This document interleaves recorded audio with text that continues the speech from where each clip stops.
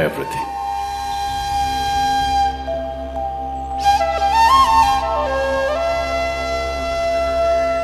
Silence does not mean shutting your mouth silence. What is being referred to as silence or nishabd?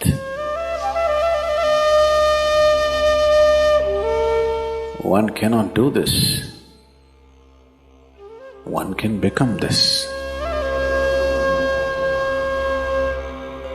See if you can articulate the same things that you're saying with half the number of words. Suddenly you will become extremely conscious of everything. The wind makes its own sound. So does the water.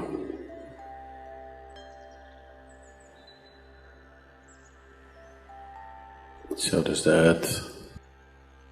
In fact, so does the sky.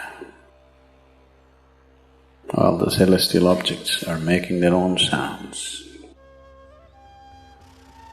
There are sounds of pain, sounds of pleasure, sounds of misery, sounds of joy. For everything there is a sound. In human life, it's very true. Sounds of life, and there are sounds of death, and there are even sounds of silence.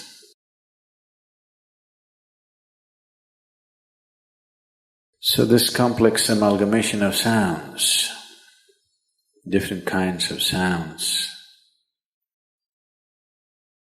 creates different intent, different levels of compulsiveness, different levels of bondage, and different possibilities of entanglement.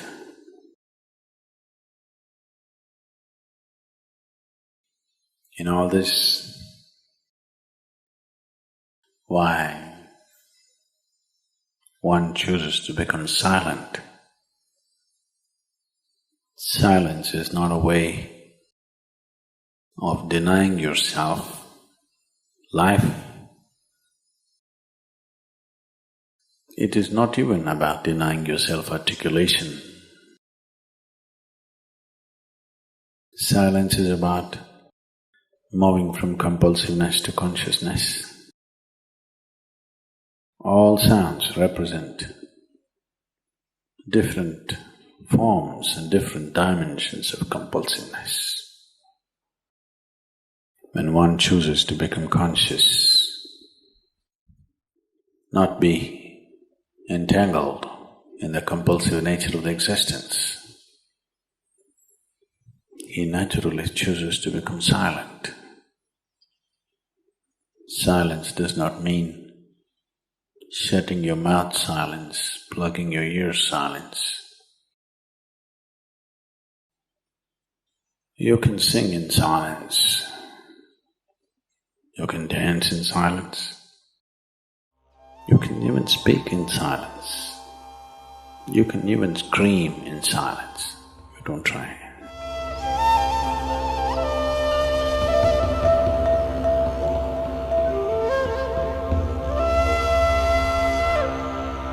That does not mean when everybody is silent you scream. That is not screaming in silence.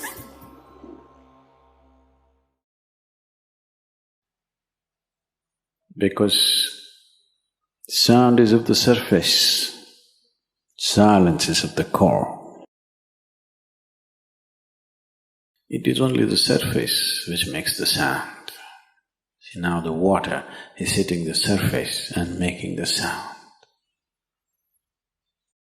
Deep down, there is no sound. That is so with life. On the surface, it is a very complex mesh of sounds, a maze of sounds happening. But at the core, there is no sound. There is no word for no sound in English language. We call it nishabd. That means absence of sound, a total absence of sound. Absence of sound means absence of reverberation. Absence of reverberation means absence of life. Absence of life means absence of creation. Absence of creation means absence of the Creator too. So a space which is beyond creation and Creator, a dimension which is beyond life and death, that is what is being referred to as silence or nishabd.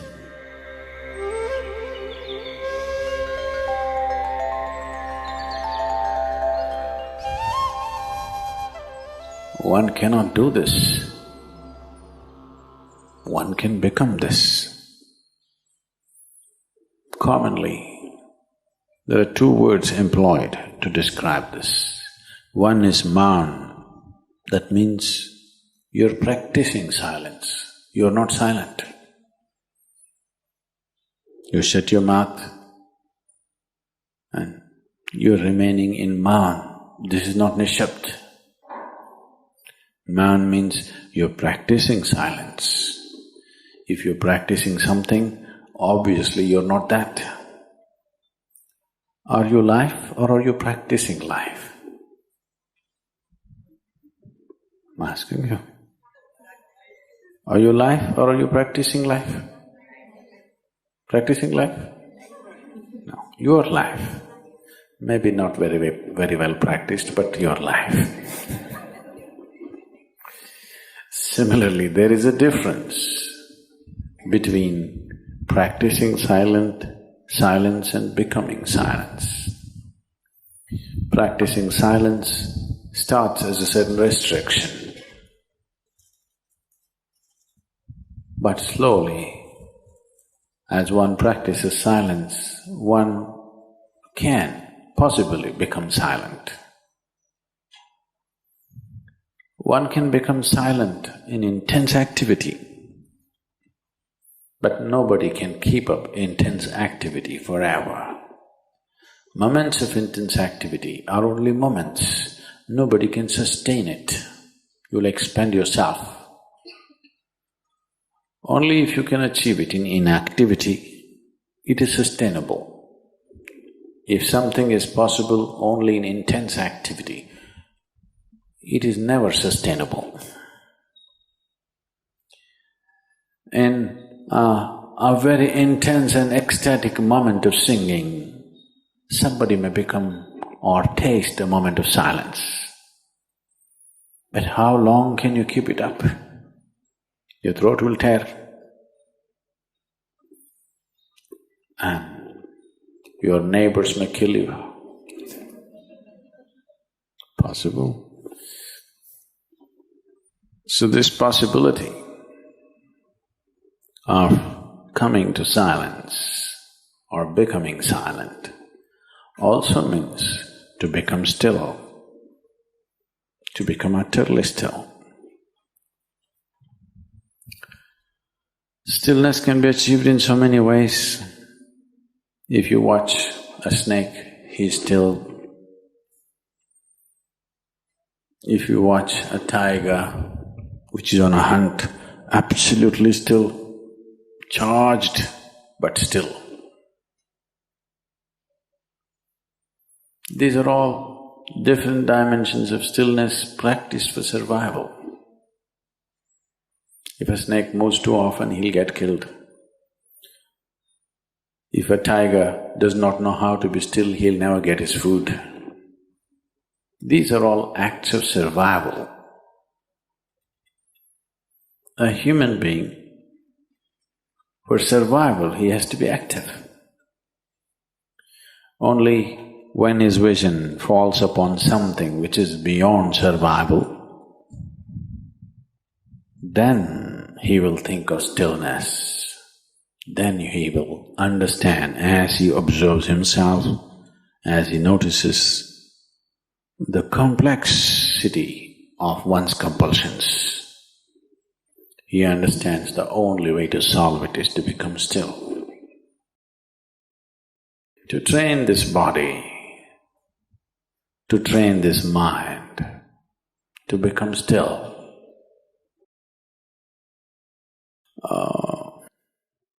Takes some effort. If one is simply blissed out, he will become still. But otherwise, one has to work bit by bit, one has to work to bring this body to absolute stillness. Most people cannot hold their body in one place for any length of time. They're all the time in moment.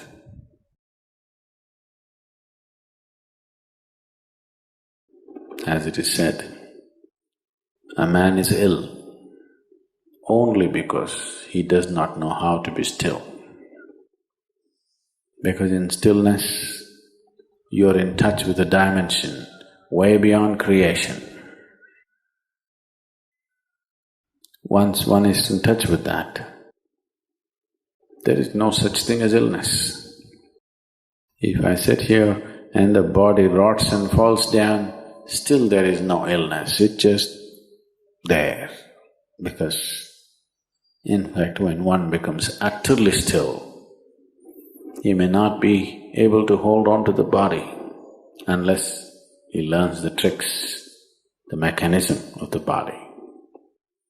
So why should I become still? Will I lose my body? Anyway, you will lose your body. When the time to lose your body comes, if you want to lose it gracefully, then you must know at least a little bit of stillness. If you want to put your body down like you can put this piece of cloth down, with the same ease, with the same gracefulness, then you need to have some stillness in you. Otherwise, you and your body, you have to be torn apart, which is an ugly thing to do. When you're being torn away from your body, it is an ugly and painful thing to do, unless you can keep it down. There's no grace in life. So if one has to attain to that grace, at least a certain amount of stillness has to enter your life. For this to happen, a certain level of silence has to enter your life. If right now, if it is not coming, at least practicing a little bit of Maun. In an hour, if you're speaking 1573 words right now, how many more? How many words do you spit out in a minute? 1573, you're actually doing that many? I thought that's impossible. Okay, I believe you. So whatever number you're doing, see if you can articulate the same things that you're saying with half the number of words. Suddenly you will become extremely conscious of everything. Right now, our oral diarrhea is happening. If you're doing 1573, it's diarrhea, okay. Now, if you have to hold back half the words and still say the same things, now you have to be very conscious, otherwise you cannot say it. Just try this and see. Tomorrow, one day. In an hour, normally what number of words you utter, make it half. Don't curtail your activity, still say the same things. But with half the words, how wonderful the whole world will feel, you know.